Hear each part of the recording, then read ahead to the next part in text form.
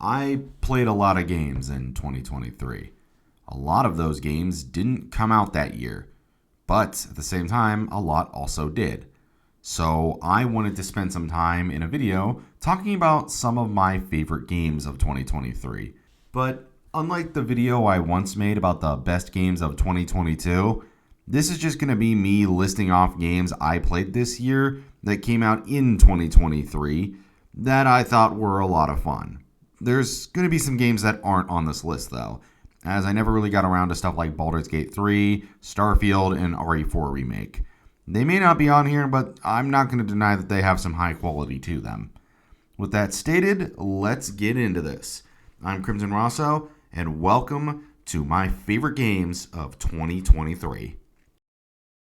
Starting this little beauty off nice and strong with the shadow dropped gem HiFi Rush.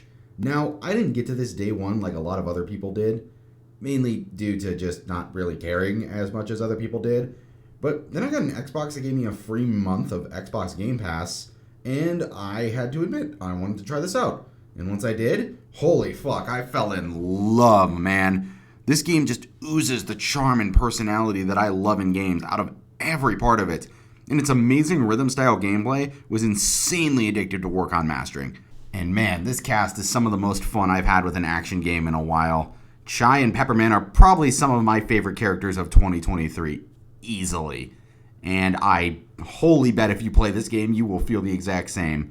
If you need a short but insanely fun and addicting gameplay title, HiFi Rush is a must-pick for you. I couldn't make a list about the best games of 2023 without including Star Ocean's Second Story R, now could I? I would just be the most wrong little boy in the world. Don't question why I said that, I just needed a good segue. Second Story R was actually my first ever experience with Star Ocean. I know, weird, starting with the sequel, but hey, what are you gonna do? And it was mainly due to actively getting approved for getting a review code for the title. And goddamn, what an amazing first experience this game was. Everything about the title is just, put simply, absolutely incredible. From its beautiful 2D HD graphics, to its addictive as all hell gameplay, to its absolutely amazeballs characters, it's no wonder it turned me into a Star Ocean fan and why I honestly consider it to be the best remake we've ever gotten. Yeah, I said it. I think this is the best remake ever made. Fight me on this. Go and play this whenever you get the chance. I think it's just that good. You could even watch my review I made of it. That's a shameless plug right there, ladies and gents. Anyways, on to the next. I loved the first SpiderMan game on PS4. It was my actual introduction to the SpiderMan media as a whole. And when I heard about its sequel, you can bet I was insanely excited for it. And then the game came and I was able to get my hands on it. And while I do think it stumbles in some areas, let's be real here, it's one hell of a good time. The gameplay feels like a genuine evolution of the first game. The graphics look absolutely gorgeous. The effects look utterly stunning. Both Miles and Peter's arcs in this game were absolutely incredible to behold. And the symbiote gameplay was some of the most fun I had in an action game in 2023. I can't tell you how excited I am for the third game to one day come out. Bring it on, Insomniac! You know, I'm a pretty big fan of a long-running series. It's probably why I like Kingdom Hearts as much as I do, and Trails, of course. But one long-running series I rarely ever talk about how much I'm a fan of is the Yakuza franchise. And boy, oh boy, Like a Dragon Gaiden really hit that Yakuza itch I've been hungering for.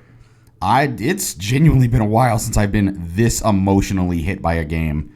Gaiden just lands perfectly as a ultimate love letter to not only Kiryu's journey, but the whole Yakuza franchise. The return of the action gameplay and Kiryu as a protagonist was marvelous to see. The emotionally gripping narrative of Kiryu as he struggles with his loneliness. And of course, the abundance of super fun side content, all combined into a marvelous way to close off his arc and prepare everyone for infinite wealth in a couple of weeks. God, I'm so excited for that game. So, let me ask you a quick question here, dear viewer. What happens when you mix robot fighting action and some beautiful ass graphics with some of the tightest gameplay around? And then you add in a tiny sprinkle of that FromSoft polish. You get Armored Core 6, of course. I've been a longtime fan of FromSoft due to loving their Souls titles, and Armored Core was my first experience with them that wasn't Souls related. And while I admit I didn't get as into it as I did the Souls series, it was certainly one hell of a title. I loved just zipping around and slicing things up anime giant robot sword style, and then filling every other enemy with bullets.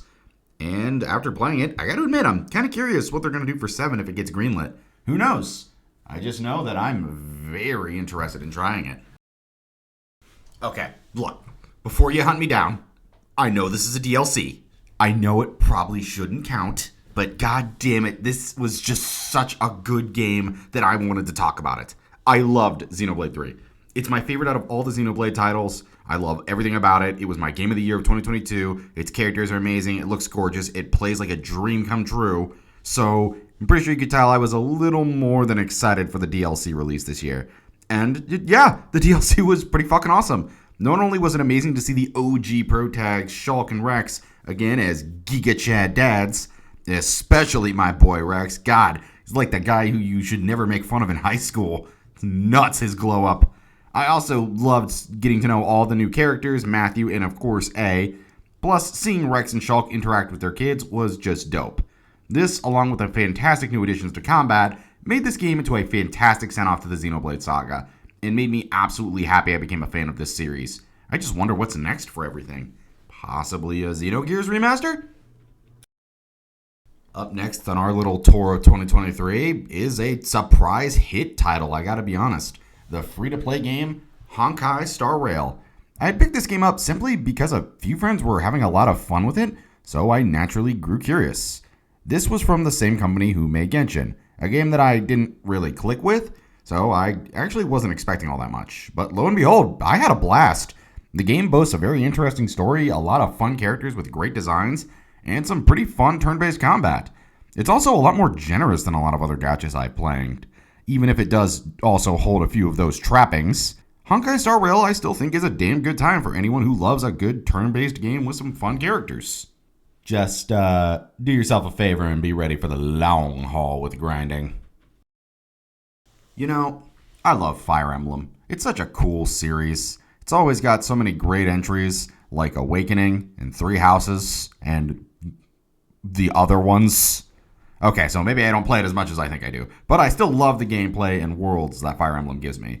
And to be honest, one of my favorite games from last year was actually the newest Fire Emblem title, Fire Emblem Engage.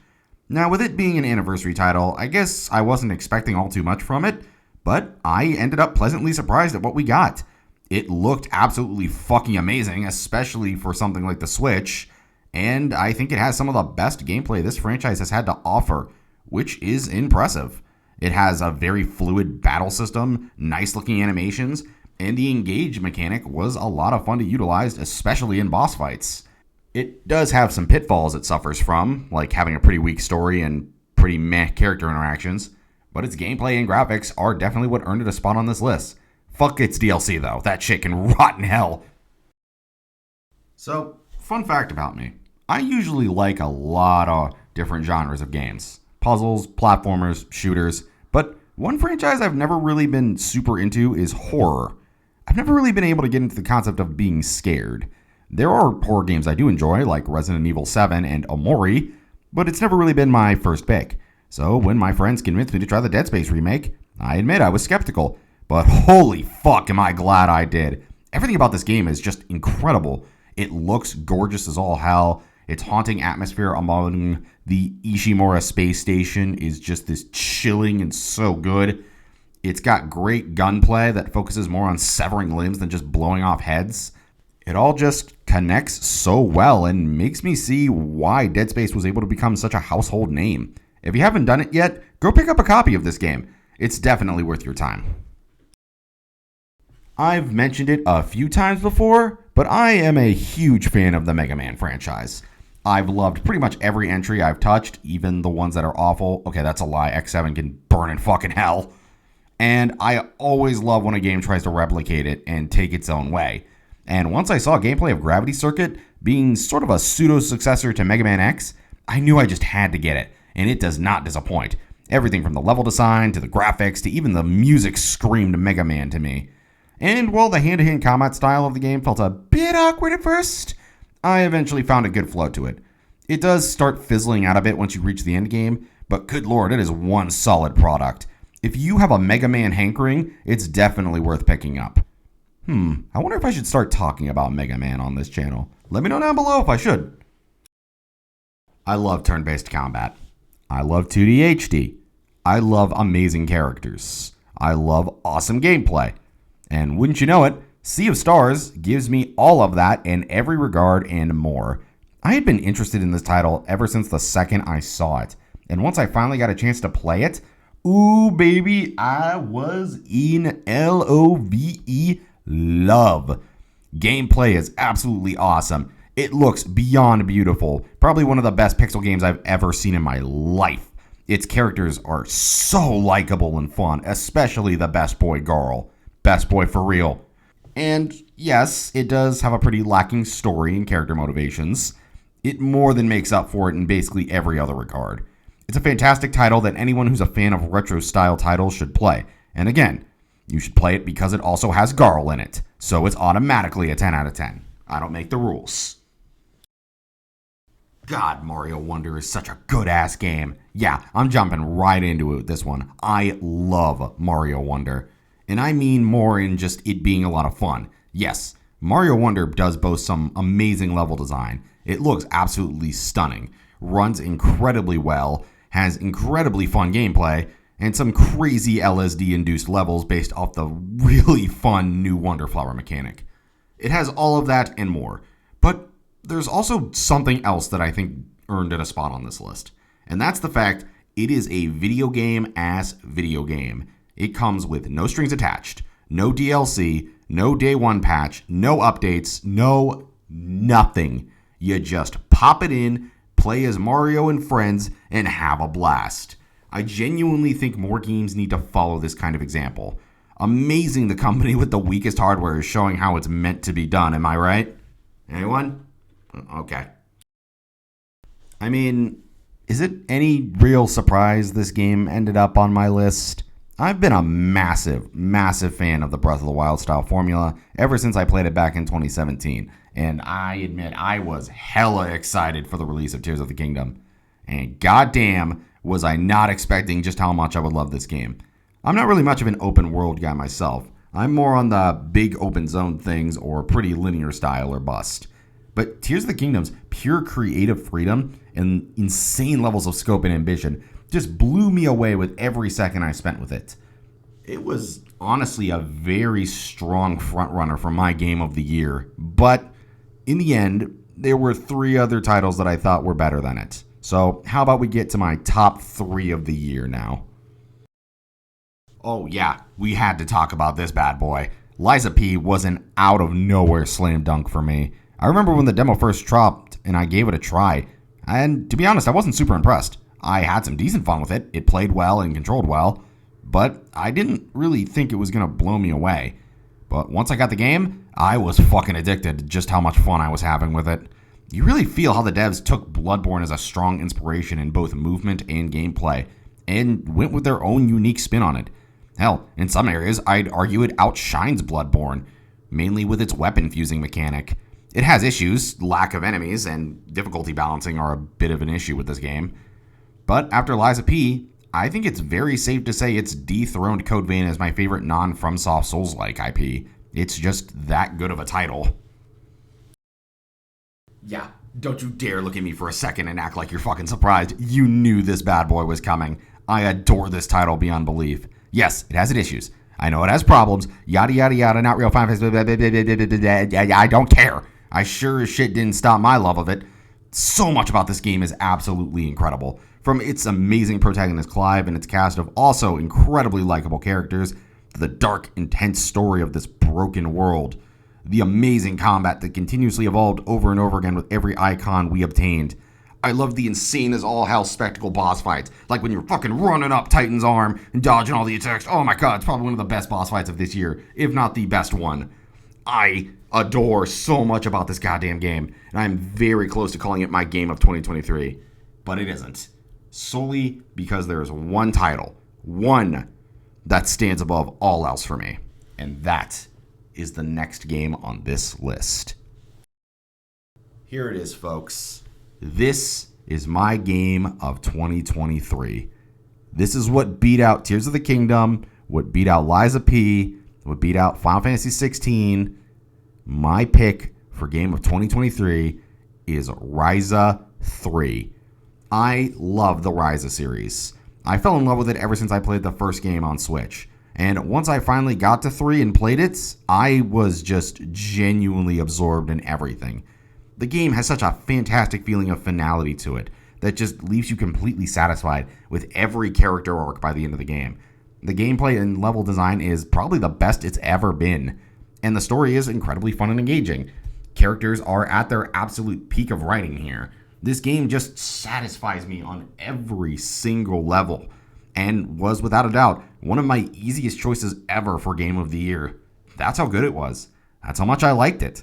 It just satisfied me on every single level. And that is it for this video, ladies and gentlemen. Thank you all so much for joining me so I could gush about my favorite games of 2023. If you enjoyed this and want to see more, do me a favor and like and sub down below. And what were your favorite games of 2023? Tell me in the comments. Hope you have a good day now, and I'll see you at the end of 2024 for another one of these. Have a lovely day, and I'll see you next time.